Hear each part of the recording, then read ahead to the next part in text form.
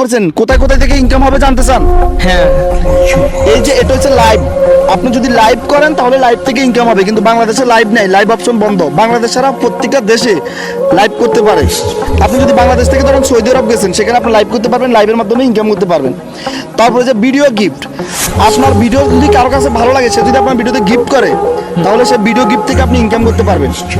যদি কেউ আপনাকে 10টা গিফট করছে, সেই 10টা গিফট থেকে আপনার 10-12 টাকা ইনকাম হবে। কেউ আপনাকে 100টা গিফট করছে, সেখান থেকে আপনার 110-20 টাকা ইনকাম হবে। কথা বুঝতে পারছেন?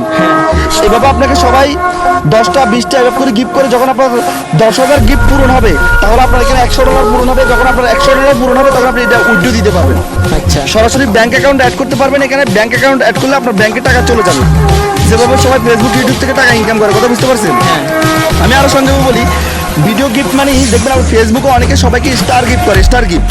এখানেও সেম সিস্টেম, এখানে আপনি গিফট করা যায়। আপনার ভিডিও যদি কারো কাছে ভালো লাগে, সে সরাসরি ভিডিওতে গিফট করতে পারবে, সেই গিফট থেকে আপনি ইনকাম করতে পারবেন। আমাদের সার্ভিস, এখানে সার্ভিস বলতে আপনার এখানে বিভিন্ন প্রকার সিস্টেম আছে। আপনি যদি কাউকে একটা ভিডিও তৈরি করে দেন, তার সাথে এত টাকা চুক্তি করেন, সে আপনাকে এখানে সরাসরি ডলার পেমেন্ট করবে অথবা গিফট পেমেন্ট করবে, মানে গিফট দিয়ে আপনাকে টাকাগুলো বুঝে দিবে, সেখান থেকে আপনি ইনকাম করতে পারবেন।